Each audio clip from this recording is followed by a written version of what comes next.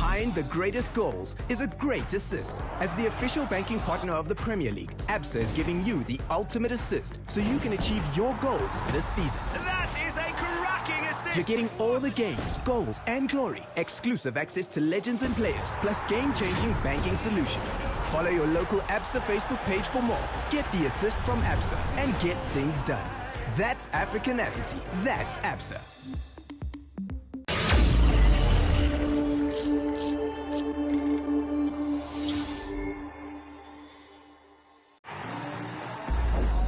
Behind the greatest goals is a great assist. As the official banking partner of the Premier League, ABSA is giving you the ultimate assist so you can achieve your goals this season. That is a cracking assist! You're getting all the games, goals, and glory. Exclusive access to legends and players, plus game-changing banking solutions. Follow your local ABSA Facebook page for more. Get the assist from ABSA and get things done. That's Africanacity. That's ABSA.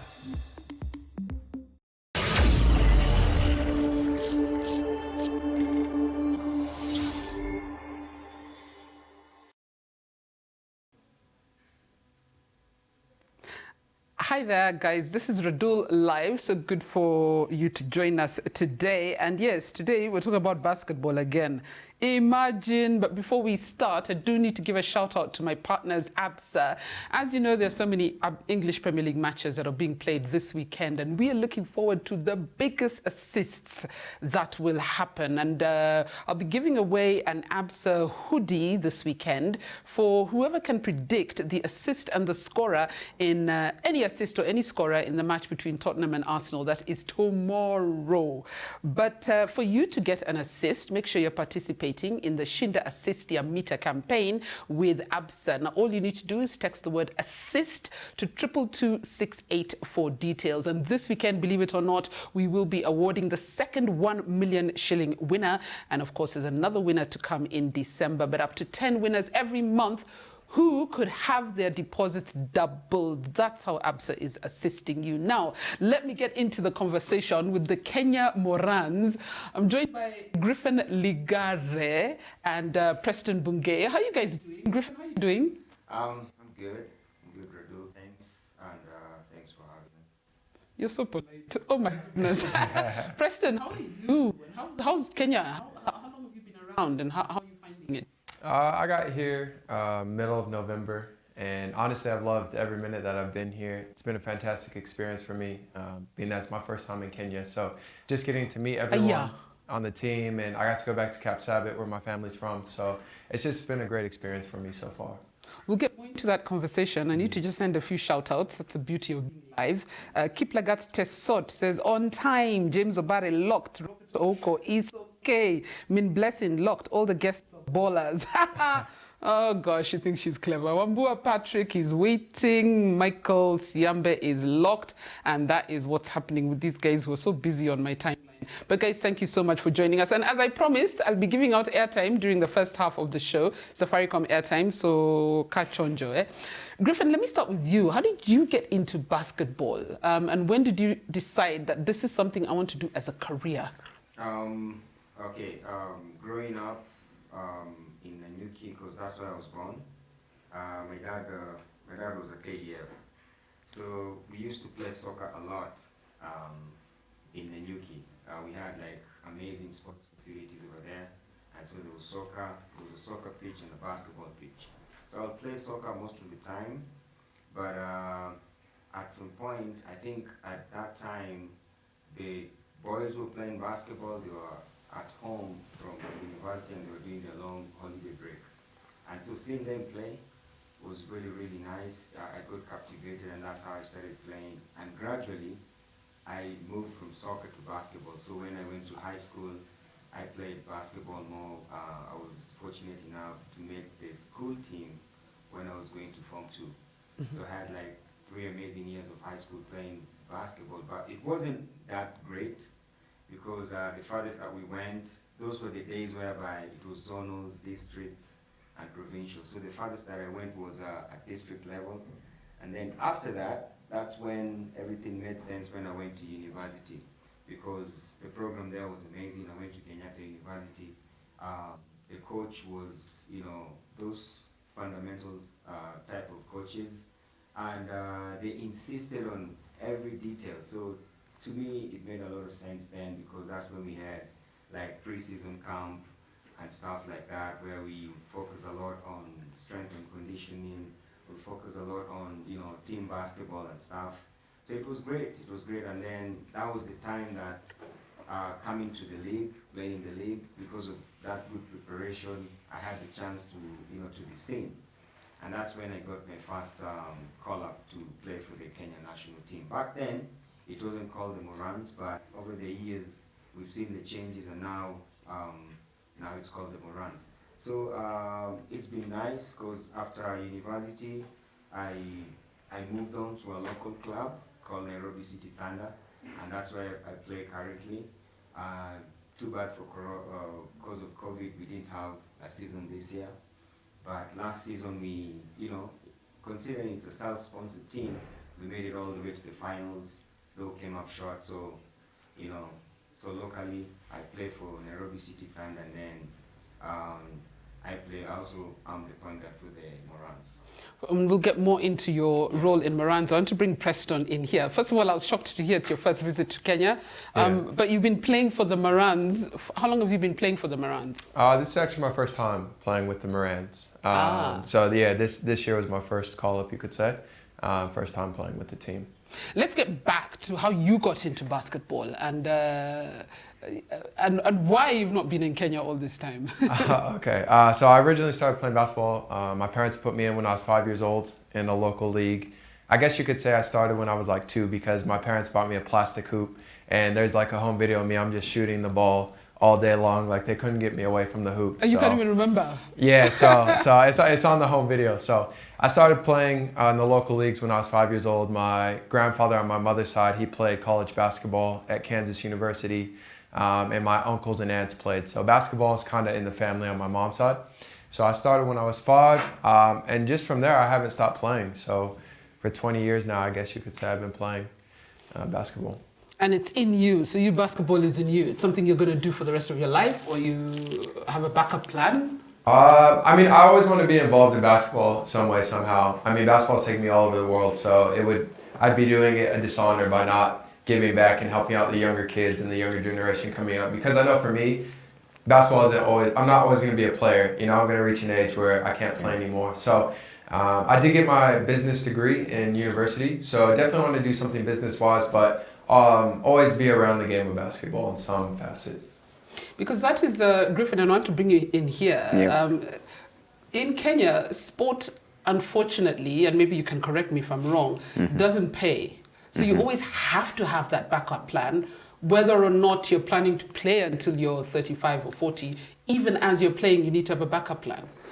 Or you need to have a side hustle, can I call it that? Oh, it's true. I don't think I'm going to correct anything you've said.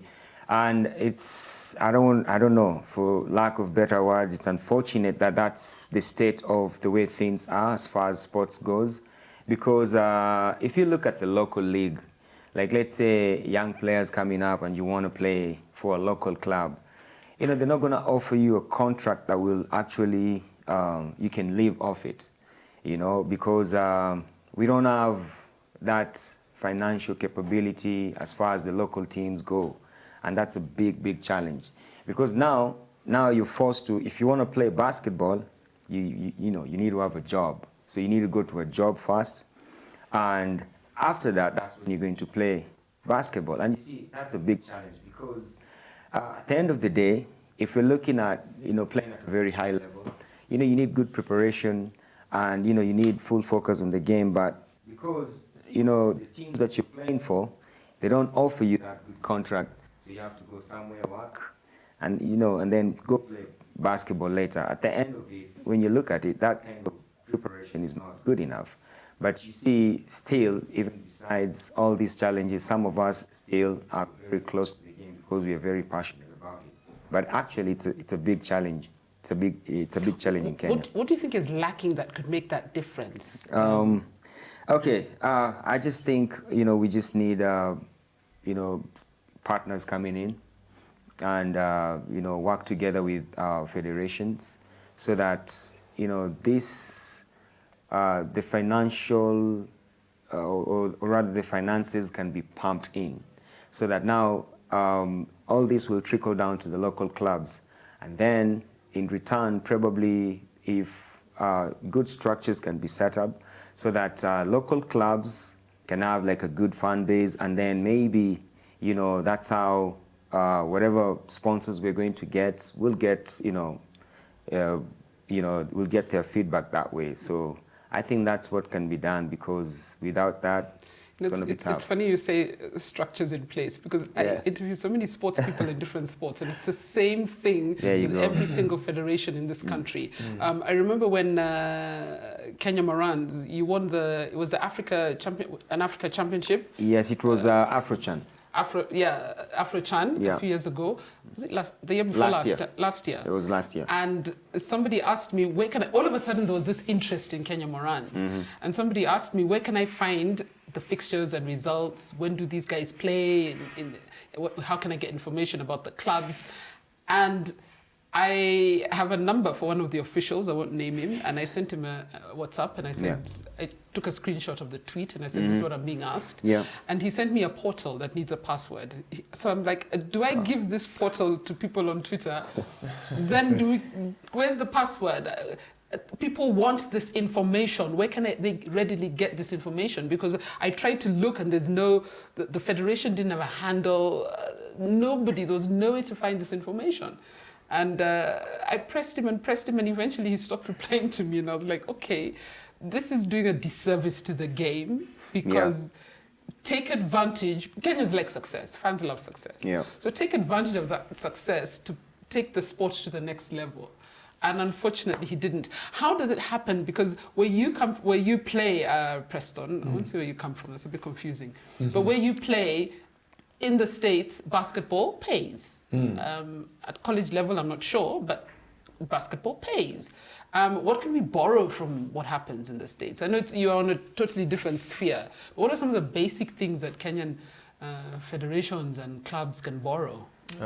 I think honestly the big thing is changing the mindset. I know here a lot of parents, a lot of people don't see sports as an avenue for a professional career, right? They just see it as something you're doing for fun, and they say you need to study, you need to get a good job, which is good. It's a good thing to have, but as well you got to view sports and see what sports can do for you. If you put in the time, if you put in the work, if you put in the dedication, you can make a living off of sports, and it can take you all across the world. Like I said, I've been to Europe, I've been to Costa Rica, I've now been to Kenya. So basketball's really taken me all over the place. So I think honestly the first thing is changing the mindset. And once people view sports as an avenue to help empower people, then that'll go a long ways. And as Griffin said, having those structures in place, right? Putting people in the right position to, okay, this person's going to handle sponsorships, this person's going to handle player welfare and development. So you just have to have the right structures in place, but I believe it all starts with the mindset. And we have a very poor mindset in this country. We're so consumed, and I'm guilty, we're very consumed about EPL football. And people just tend to criticize our own sport without even trying to think, one day, can't we get to that level? And they don't realize that if you're a real fan of football or basketball, whatever it is, you can only get there if you yourself are going to those games and paying money and doing such stuff. Let's talk about Kenya Morans. I understand you've been the captain. Yes. You're still the captain? Yes. For Kenya Morans. Yep. What are some of your most memorable games to date? Last year when we went to Uganda for qualifiers for the Afro-Chan. The first game that we were supposed to play, I remember during the seeding when they were doing the polling and stuff, Uganda, they said something and we actually had it. They said that we won't start with Kenya because, you know, that's the weakest team in this tournament. So we want to start with them so that we can get done with them like fast. So that really rubbed the guys the wrong way. And then the guys were like, really, seriously? I mean, you know, because that was based on how we used to play previously. And so that's why they picked on us. So when we played Uganda, the gym was packed and, you know, you could barely even hear what your teammate was saying. but we came out victorious in that game. So that was a really, really big win for us. And you could just see the energy being sucked away from the fans. So that was really, really nice. And then the following day we were playing the Egyptians.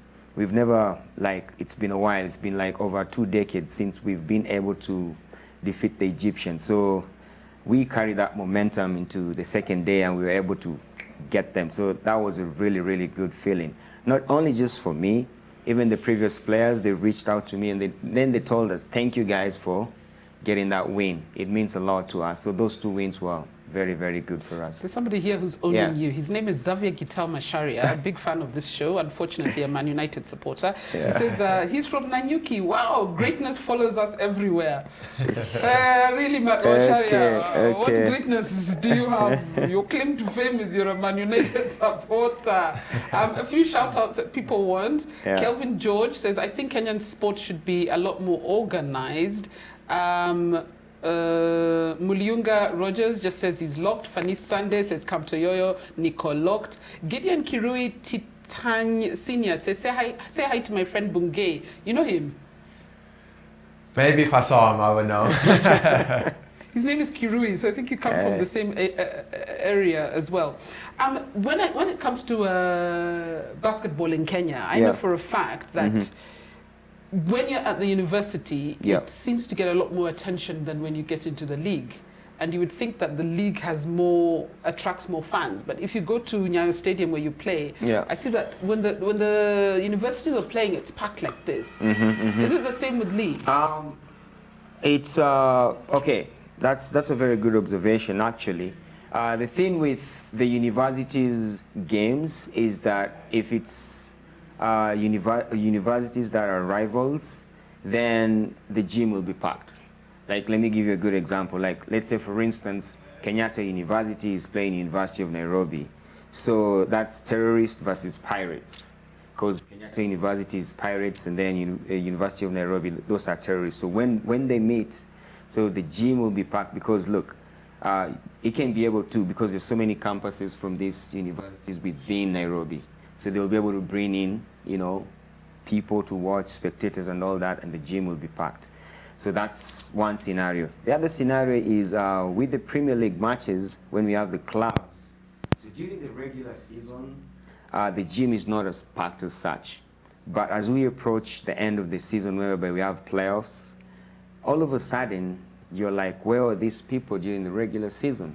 So to me, I think the thing is, what can we do to make sure that we have these fans all the time? Because if they can come when these 2 universities are playing, or when top clubs are meeting at the playoffs towards the end of the regular season, something can be done, and we can be able to bring in as much.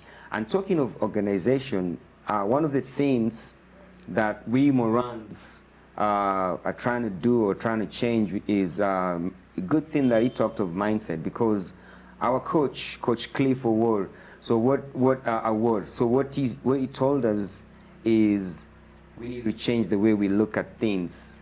We need to change the way we do things and the way we see things, and that's the only way we'll be part of changing basketball in Kenya. And what Morans want to do is we want to change the way people look at basketball. We want to bring people back so that we can get fans supporting basketball. And also, we also want to encourage the future generation that's coming, because when they see that these people can actually do something, then they will still be encouraged. Because as we speak, there's so many good things happening around Nairobi as far as developing mini basketball goes, and that's a good thing. If those kids can see the Morans doing good, and also the ladies national basketball team doing good, then the Lionesses, then they will be able to keep doing what they're doing, and that's what Morans we're trying to do. Because there was a game earlier this year that got completely houseful. I think it was Morans were playing. Pre-qualifiers in Feb, we were playing South Sudan. So exactly, it's the same thing that I'm saying. So we choose when to attend a game depending on when it's going. And I guess it's for people to understand that you won't grow the sport until you're there all the time. All the time. And you see, it's part of what we're saying, structures. And you say somebody has to be responsible for that. and he has to do his best so that he ensures these people are coming all through. Because we need people to come, because those are the people, that will be our fan base. You know, without a fan base, you're not actually anything, you know. I want to bring Preston in a bit, because I think for me, what's lacking amongst our clubs is a simple thing called branding and marketing. And a lot of our sports suffer from this branding and marketing, because you'll find, like that guy who just wanted to know when are fixtures. You want him to come, but he doesn't even know, where do I go, when do I go, who's playing who, how much is entrance, how does it work in the States? So in the States, there's already a following. They've already built that brand for basketball. Yeah, I mean, honestly, it depends on which league you're looking at. Obviously, the NBA, everyone knows the NBA, everyone knows every team in the NBA. So that one is kind of just a given, like you already know that. And then for me, because I played NCAA Division I, so I can speak on that. So I know for our games, we had a social media team who would run the Instagrams, the Twitters, the Facebooks, everything. So they'd always be pumping out the content saying, hey, Norfolk State versus Old Dominion tonight, 7 p.m., tickets are free for students and $10 for fans. So the information is readily available on our website. We have the fixtures, we have the scores. So the access to the information is very easy. And that's one thing you touched on, is like having the password for the portal. Like, you have to make it easy for the fans to know when the game is, where it is, and how much it is to get in. So access to that information is vital to branding and marketing. Yeah, because I have so many apps on my phone. If I want to know who's playing who in English Premier League or in basketball, I can find it like this internationally. Kenya, we are locally, really third world. But you know, we like I said at some point, we had Mad God coming in at last year and the season before that, and they played a big part in, you know, just trying to inform. Broadcast sponsorship. Yeah, just telling guys, these are the teams that are playing this weekend. And, you know, they were just trying to, you know, pump that information out there so that we can get as many people coming. And it was really, really nice. And you know what that did to the players? It even made them take the games even more seriously. Because now, you know, over the weekend, I'm going to be live. People are going to be watching me. So I need to get ready. I need to up my game. So Mad God TV, they really, really helped on that. And I can say, if they continue doing those good things, then things will start to change. I want to challenge you, because as much as you are giving credit to Mad God, and rightfully so, because you can't compare what you can't downplay what broadcasting brings in. But at the end of the day, everyone has a responsibility. The players should take it seriously, whether or not there's a broadcast sponsor. Yeah. The club should take it seriously, whether or not there's a broadcast sponsor. Because then that's when you grow. Because the sponsor will come on board. They should find you taking off. They should find you in the air, not come to take you off. On that note, unprivate your account on Instagram. You're a public figure, unprivate it, Griffin. You know, because marketing starts with you. Preston, don't you think? I mean, everywhere you go, you need to be marketing your brand for the rest of us who don't take it as seriously to take you seriously. Yeah, I mean, if you don't take yourself seriously, then no one's going to take you seriously. And, you know, you have to invest in yourself before someone else is going to invest in you. So, yeah, that starts by, you are a brand, so you have to believe in yourself and what you do. So, as you said, that's the most important thing. And then, Radull, you know, that's a good challenge accepted. You know, we just to go to football for a little bit. With some friends of mine, we run this platform called Jazza Study, which basically means that, Jazza Study. And it's just creating hype around KPL or NSL matches, and bringing in big Kenyan artists to do halftime shows, to make the whole game entertainment. And every time we have an event, we had a few this year in Kisumu, Mombasa, Kericho. We had one in Kakamega scheduled, then COVID happened. But every time we do one, the stadium gets full. But we tell these clubs, we can't be at every game every weekend. So you need to take charge. And it doesn't cost much for the clubs to say, I'm going to get a DJ, I'm going to get somebody to play, I'm going to speak to it. And a lot of Kenyan artists will tell you, you know what, you're building a sport, I will not charge you my normal rates because we negotiate with them. Yeah. But then at the end of the day, the club is left with that responsibility of securing their fans. And that fan base in turn is what becomes what you can market to corporate Kenyans. Are our basketball clubs, and excuse my ignorance about Kenyan basketball, are they community-based or are they just corporate clubs? So what happens is it's a combination of pretty much everything. So we have corporate teams, we have self-sponsored teams, we also have KDF team, and then university teams. So the way it works is depending on which level you are,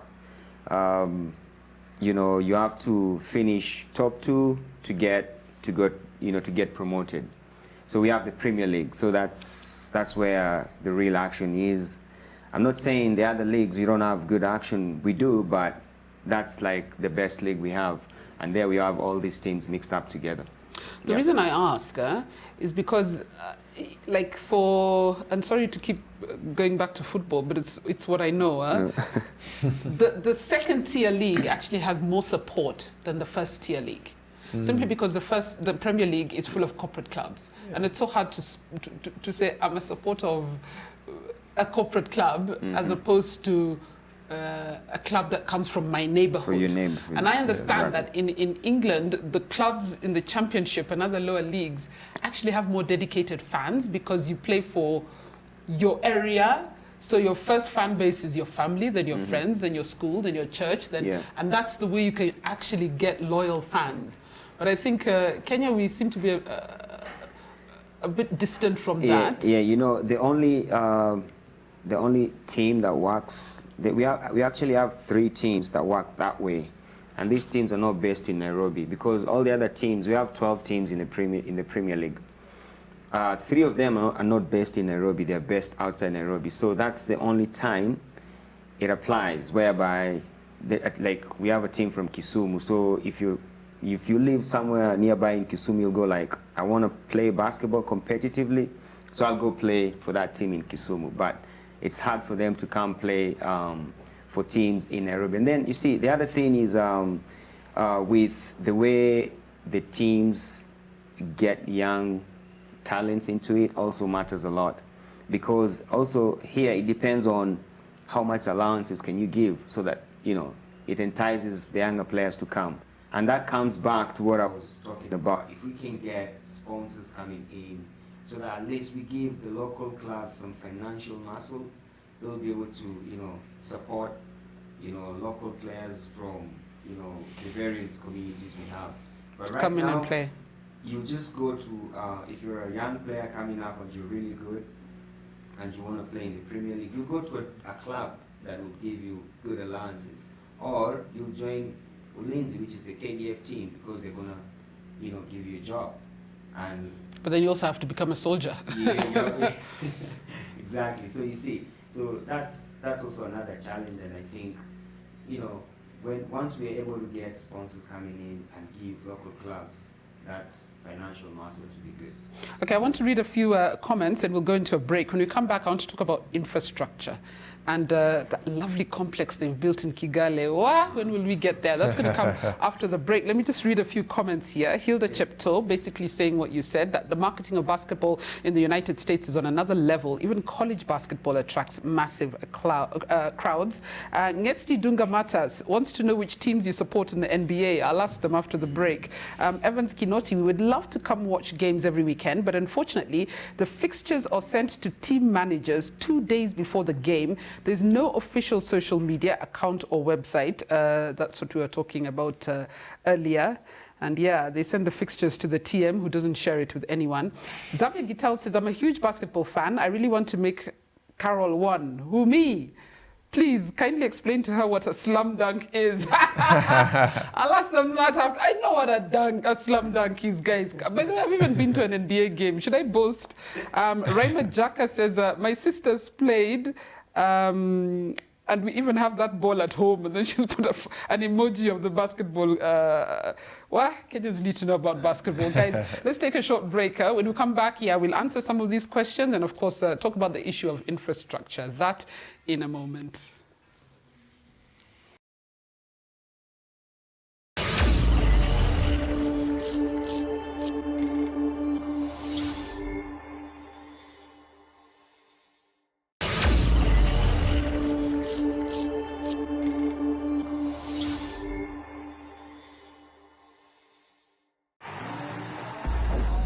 Behind the greatest goals is a great assist. As the official banking partner of the Premier League, ABSA is giving you the ultimate assist so you can achieve your goals this season. That is a cracking assist. You're getting all the games, goals, and glory. Exclusive access to legends and players, plus game-changing banking solutions. Follow your local ABSA Facebook page for more. Get the assist from ABSA and get things done.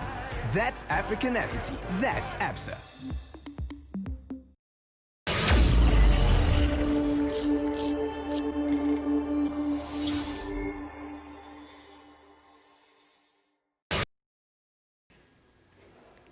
Welcome back. This is Radull Live. And yes, I gave out 500 Bob Safaricom airtime in the first half. I'll give another 500 during this half. But you stay and listen to us talk about basketball first, guys.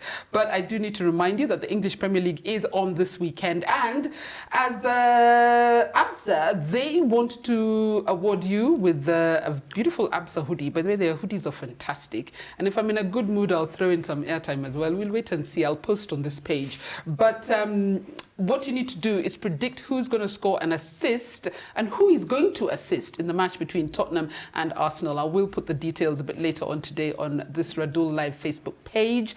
And remember, if you want an assist in life, talk to ABSA because they are running the Shinda Assist Your Meter campaign, and you could win 1 million shillings every month, or you could have your deposit of up to 100,000 shillings doubled. Yes, you put in 50k and at the end of the month it becomes 100k, just like that. They're doing that for 10 customers every single month up until the 28th of December. Just text the word assist to 22268. That's assist to 22268 and you will get all the details you want there. Now, there are some questions that were asked before the break, but I have to boast first about the NBA game I went for. This was last year in around March last year. I went for Dallas Mavericks versus San Antonio Spurs. Spurs, yes. We were actually guests of Dirk Nowitzki, yeah, because he does have a Kenyan wife who's from Nanyuki, and they had hunted me down when they saw that I was at Vegas Sevens. So because there's so many Kenyans who, and the DJ for Dallas Mavericks is Poison Ivy. She's Kenyan as well. Yeah. So they hunted me down and gave me free tickets. Ooh. Oh, that's awesome. Nice. It was fantastic, but I spent more time watching everything but the basketball. You know, it was such an experience from how you enter, the way they organize the parking, how you get into the complex, the ticketing, and then we had VIP tickets. We're like on the 3rd row. I saw $350. That's how much the ticket cost, but I paid nothing. But the entertainment angle, and that's what I was talking about. Maybe it's time when we do our basketball matches, you make it such an event, you know. There you go. And people like me who know a bit about basketball, you have a great experience. You stand up, you dance, there's a kiss cam, there's all this fun stuff that's happening as the game is going on. I was like, oh, the real show. Then you're like, oh, there was a game. But I think it was also Dirk's last game with Dallas Mavericks. It was, because he's retired. He was retiring at the time. So that was a great experience. And you said you've never been to an NBA game? No, not yet. I'm looking forward to that experience. And every time, all the NBA games that I watch, I just watch them live on TV. So it would be nice to be there just to see those athletes. It's just, I can't wait for that. You would pull out your afro. I imagine you've had the opportunity to go, Preston. Yeah, I've actually only been to one though. Where I'm from in New Mexico, we don't have NBA team. So we were playing in college in Washington, D.C., and we had the night off before the game. So I went to go see the Wizards play the 76ers.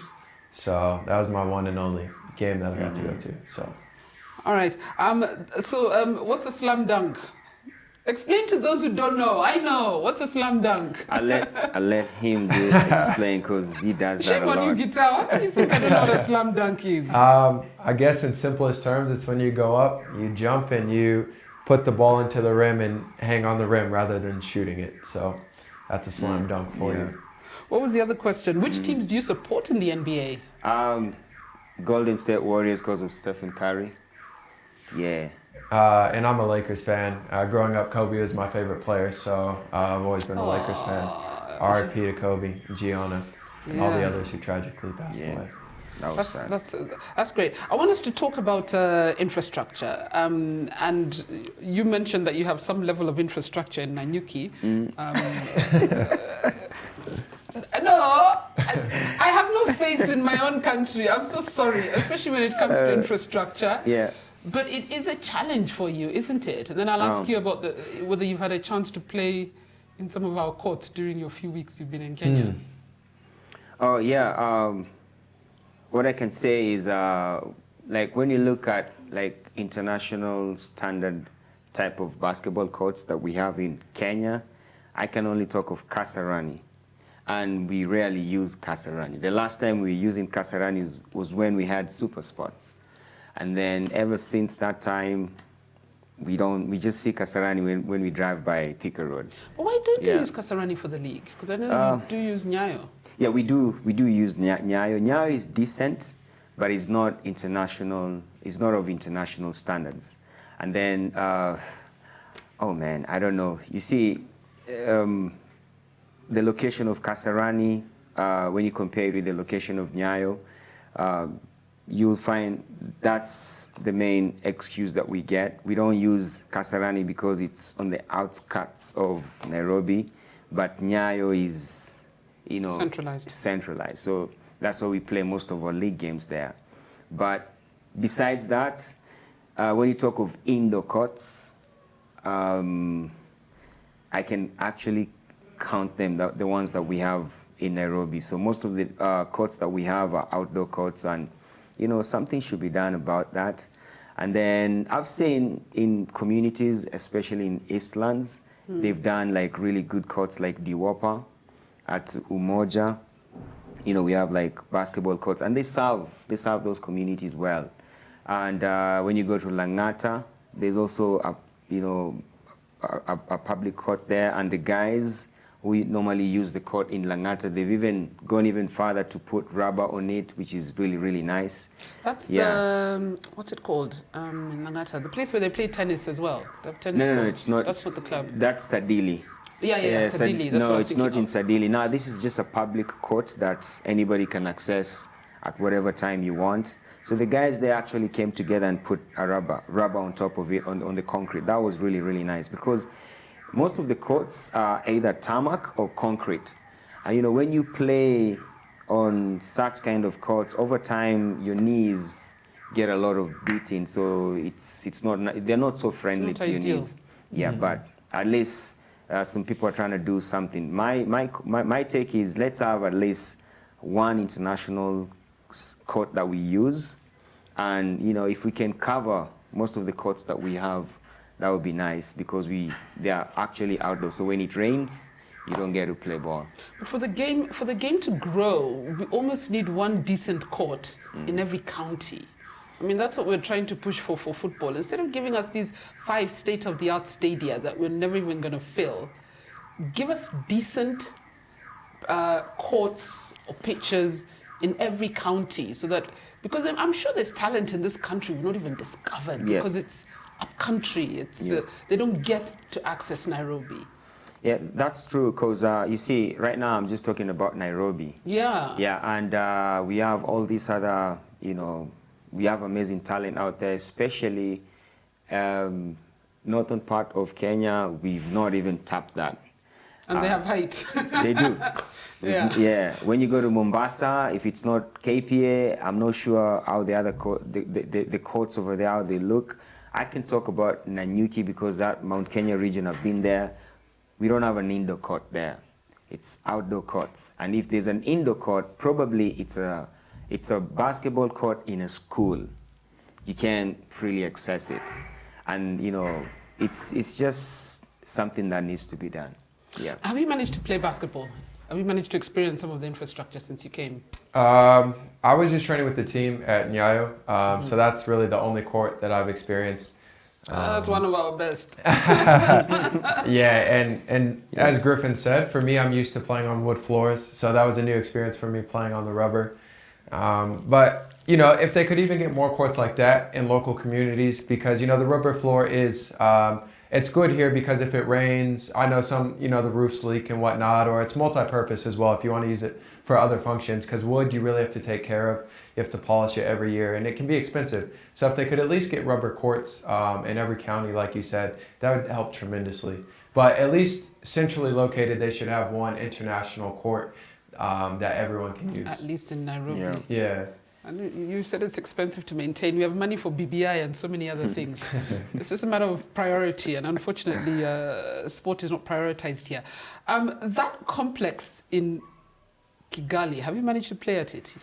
Yes, yes, I did. The last game that we played against Mozambique, I had a chance to play in the arena. Man, it's amazing. It's unbelievable, man. Wow, the floor, and just once you just like you go in there and then you look at it, it's massive, and then now you alight your bus, you start walking in the walkthroughs, the changing rooms. It's international standard. Have you managed to go there, Man. Preston? Yeah, I traveled with Nice. the team to Kigali. So I went through a practice on the floor, went through warm-ups. It's amazing. Like, it's something you'd see in America, to be honest. They had, I know next to our locker room, they had a weight room. So they really have every facility that you need centrally located in that arena. So yeah, I was a big fan of it.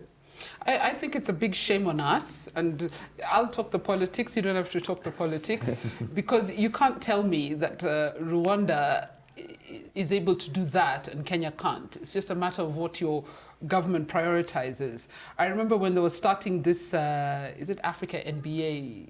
The BAL? Yeah, the bar. Yeah. And Poison Ivy, who I was mentioning, the DJ who plays for Dallas Mavericks, she was one of the ambassadors. She's one of the ambassadors, and I think she was in, was it Mali or Senegal? Yeah. And she had posted it on her Insta story and posted all the flags of the country participating. And I told her, where's Kenya? So she told me, imagine how embarrassing it is for me as a Kenyan, as an ambassador of this sport on the continent, and my country's not here. And she said it was simply because Kenya doesn't have the infrastructure to be part of that league. And I was like, I mean, what does it do to people like you, Griffin? You know, your dream is to play in these big tournaments. Exactly. And, you know, what really surprises me is Kasarani has been there since the 80s. Is it the 80s? 1987, when we had All Africa Games. That's when, you know, they had it there.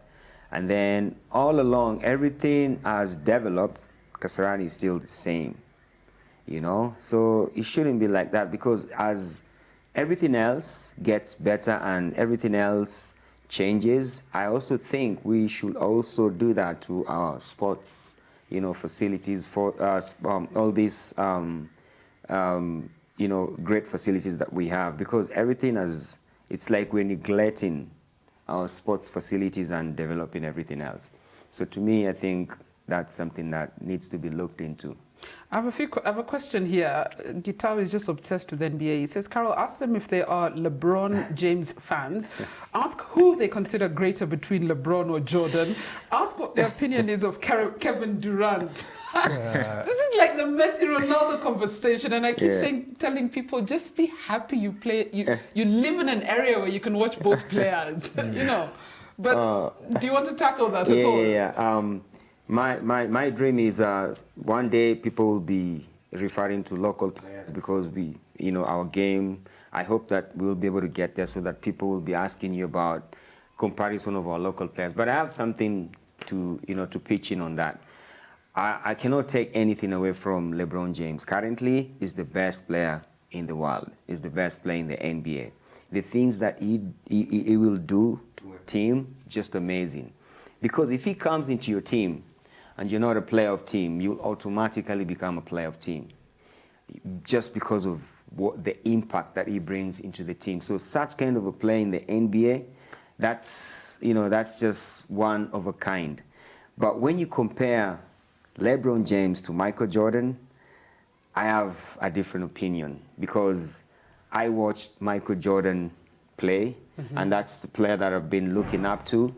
And to me, when you talk of style of play, to me, Michael Jordan is the best because to me, when you talk of finesse, when you talk of footwork, when you talk of so many things that have changed the game, was as a result of the way MJ played. So to me, I'll say Michael Jordan is the best player, but I'll not take anything away from LeBron James and what he's doing currently to basketball. Do you want to comment on that? Yeah, that's Well, me. he said it all. I mean, honestly, don't like to have those debates because I may have my opinion, you're going to have your opinion, and we're never going to agree. So, True. you know, like, you're going to always talk about who's the greatest of all time, but there's never going to be a consensus of who the greatest of all time is because everyone has their own opinion. And for me, being a player, I just appreciate the greatness that every athlete brings. You know, LeBron is great in his own right. Michael Jordan's great in his own right. Yeah. So that's how I view it. But just kind of to go off what Griff said, Michael Jordan really paved the way for all these guys. You know, we were watching The Last Dance again last night, and it's crazy to think about. There was no team sport athlete who was endorsed like Michael Jordan was. So Michael Jordan really opened that door for LeBron, for Kobe, for all these athletes to get signature shoes. And to get the amount of endorsements that they do. So from that perspective, Michael Jordan is the greatest, you know, like he paved the way for all of these athletes. So, but like I said, I don't really like to have the debate sports-wise. Oh, I agree with you. I agree with you 100%. Yeah. But does Kenya have a style of play? You mentioned style of play. Do we have a style of play? What's Kenya's style of play? I'll talk about the Morans. Yes. Because, you know, that's what pretty much defines Morans. We play fast because Kenyans were known as runners, right? So we not only run on the track, we also run on the basketball court. So we play, you know, fast basketball, transition basketball. So that's us. What do other African countries that challenge us, like Senegal, Angola, what do they do that we don't? Or what do they have that we don't? Would you know? I can say something then. Or is it just organization? Preston will add on it. With Senegal is more of, you know, preparation and their pool of players. So most of Senegalese players don't play in Senegal. Most of them play either in Europe or in the United States. So when they come back and they prepare for all these African qualifiers and Africa, you know, continental tournaments, they change the way the local players play. Because, you know, it's always good when you play at a high level and then you come back, you're going to raise everybody else's standards. So that's pretty much what Senegal do. And then they have good structures. When you look at their mini basketball, their youth basketball, when you look into that, you'll actually see they're doing something about that. And not just locally, they even do well at international level. So they have a feeder program to their senior team. So that makes them become very dominant over a good period of time. In fact, for me, that's the key, the fact that they have these youth programs. Because that's even how they get to play abroad. Because you have to have cultivated that culture of basketball from a young age for you to get scouted by clubs abroad.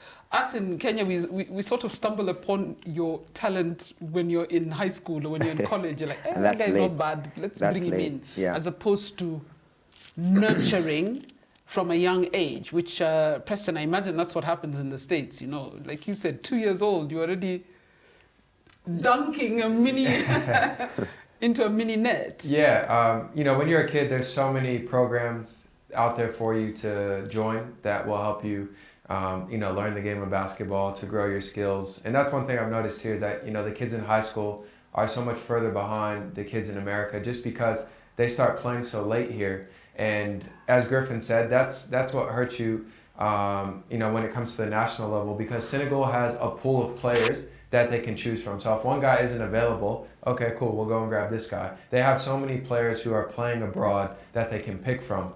And, you know, for us, being that we're a newer and up-and-coming team, Senegal's been on this level. Angola's been on this level. So when we're going up against these teams, I'll take us against anybody. I'm not scared to play anybody. Mm-hmm. But you got to remember, these teams are so experienced. They've won Afrobasket. They've been in the Olympics. They've been in the World Cup.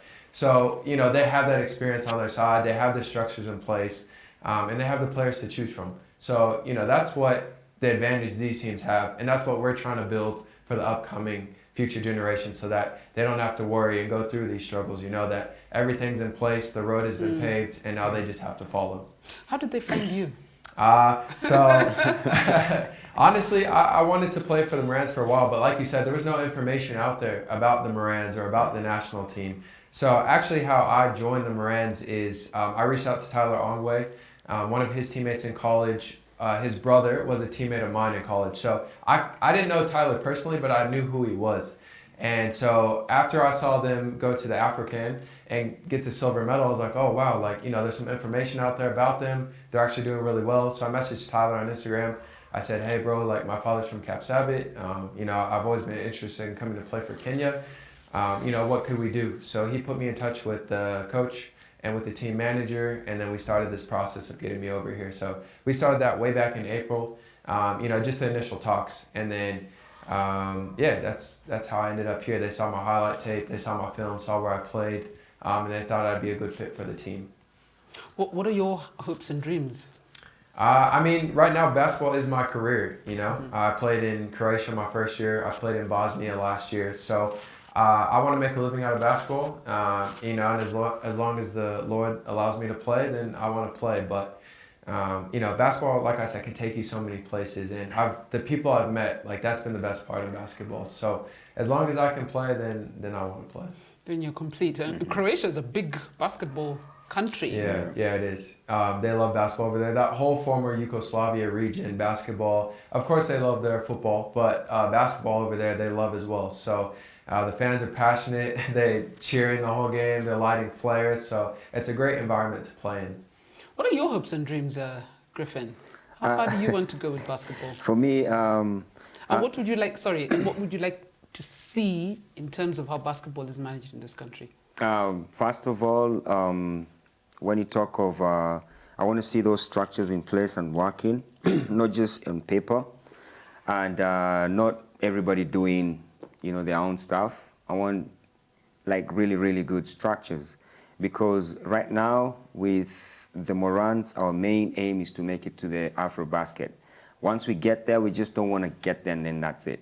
We want to get there and then pave way for the next generation, so that when they come in, we'll be talking about World Cup, we'll be talking about Olympics, we'll be talking about a good, basketball program, so that we can get also, a player from Kenya making it the NBA. So that would be really, really good when I see that, when I'll be an old man, and then I'll go I was part of I had a hand. Yeah, so that's the main thing. And in Afro-basketball, just update us. I know you lost 2 games, won 1, but there's still another qualifier. Oh, yes, and what will happen is that was the first window, and then there's going to be a second window in Feb. So you unfortunately, we didn't win against Angola and Senegal as basketball giants, but we beat Mozambique. You never know. You never know. We might, a giant might fall. You never know. So we'll play again in Feb. We'll send you the dates and everything will be out there. The one thing with the Morans is we have somebody who is out there in the Twitter, just being very active, trying to send out information. That's really, really good. So that information will be out, but sometimes in Feb, we'll again play everybody, and then they'll look at, how many wins did you have, how many losses did you get, and then the top 3 teams now will go to Afrobasket, which will be in 2021. When August, I believe. Yeah, August 2021. So that would be good. It's good when you say a giant might fall, but I always like it, which is true. Yeah. But I like it when you know that you've invested enough to have a real chance, so that even if a giant falls, it wasn't a fluke. It was the plan. You worked for that in a strategic manner. And I'm hoping I can host some basketball officials, because I had Silale Shani the other day, who was a captain as well. Didn't mince any words. But it would be good to host some of the officials, because I have so many questions I need to ask them about getting serious with this sport. Because for me, the potential of basketball, we have an employment crisis in this country, the potential of sports. I mean, if you think in the States, how many people can you say are employed through basketball, which is one sport? Yeah. You know? Yeah, I mean, and not even just from playing. Like, if you look at the organizations, how many people they employ, like the Dallas Mavericks, from Mark Cuban as the owner all the way down. It's so many jobs that are created through basketball. Yeah. You know, playing isn't the only route. You know, there's only a select few players who get that opportunity at the end of the day. You know, it's like something like 1% of high school kids in America play college basketball. But like you said, sports can open up so many jobs and other facets for people. So if you can grow big enough, then you can employ so many people, which is fantastic. I keep telling people I was fortunate enough to go for a Bundesliga match about 10 years ago. And it was like Werder Bremen versus, who was even playing? I can't even remember. And it's like a small industry on match day, you know. From morning, you're seeing the trucks are coming in with the Borovos and hot dogs and the beer, and then there's the fan shops, and then the security, the groundskeepers, the player managers, the doctors, the masseurs, whoever runs the cafeterias. There's so many people employed around a game. And here we are in Kenya, Griffin, saying we have an employment crisis. Where are the jobs going to come from? And they're sitting right in front of you. If you just develop the industry, sorry, excuse my French. I mean, doesn't it frustrate you, the potential of sports? It does. It does. I can imagine if we have that here every time we play our local basketball matches, our local football matches, everything locally. It's just gonna change the way things work around here, and that would be really, really good for us. And not to mention what sport does to an individual in terms of makes you responsible and disciplined and hardworking. For basketball. I want to add one thing on that as well. Like, you know, in America, we're so privileged with everything that we have. And here in Kenya, you guys are already naturally great athletes. But the work ethic that I've seen here from, everybody is amazing. So if you combine that work ethic with the natural talent that is here and give them an opportunity to display that, I think, like you said, there's so many people who are undiscovered who just didn't have the opportunity. So if you give them that opportunity, I would be amazed to see, what talent is produced from here. Wow. Thank you, guys. Our 1 hour is actually up. Griffin, I don't know if you have any parting shot. I hope to see you on the court in February, and I hope to see you on the court in February for Kenya. Yes. Are you looking forward to it? Yes. I mean, as much as I wanted to play in this window, unfortunately I didn't get the opportunity to, but just being able to cheer on the guys and be in the environment, it was fantastic. So February, I'm looking forward to joining them on the court. Griffin, you're not exactly basketball height, but I hear you're fierce. I hear you're fierce when it comes to the courts. Yes. I mean, you gotta make up for that in something else, and so. Which means you must be really good. Thanks for saying that. Every time I just want to put my team in a position to win. I want to put my teammates in spots that they'll be most successful. So, every time I get that opportunity, I'm so grateful. Yeah. Well, thank you. Thank you guys for gracing this interview. I like to call it a chat, not even an interview, because an interview sounds so serious, But I wish you the best. I saw somebody, the messages have been going up so fast. If you have time, you can go. I'll send you the link and then you share it and go through some of the comments. Someone wanted to challenge you to a dunking contest. Unfortunately, there's COVID, so mixing is limited. But it would be great in whenever you come back to Kenya. How long are you around for? I'll be heading back to America on Wednesday, but I'll be back here in January to prep with the team for February. Yeah, because it would be good fun to see you guys in training, and then keep that information coming out. Definitely. Keep that information. Griffin, unblock your account on Instagram. I couldn't even find you on Twitter. Are you on Twitter? Yeah, I'm there. I couldn't find you. It means you're under some alias. There's a Griffin. on my Twitter handle. So there are many. yeah. So Yeah, I'll send it to you. your name is a brand. Yeah. We won't recognize you as a brand till you recognize yourself as a brand. True. I could find Preston Bungei very easily. Very easy. Oh man. By the way, somebody wanted to hear you pronounce your own name. I don't know whether to give them that joy. What, they think I'm going to say Preston Bungei or something? Preston Bungei. Come on. I know my own name. I know my own name, at least. He knows his own name. Come Give on. him a break. But thank you so much, guys, for coming through. Thank I you for really, having really us. appreciate it. I hope people have learned a bit more about Kenya Morans and basketball in Kenya. I certainly have, and I'm going to keep a close eye on you.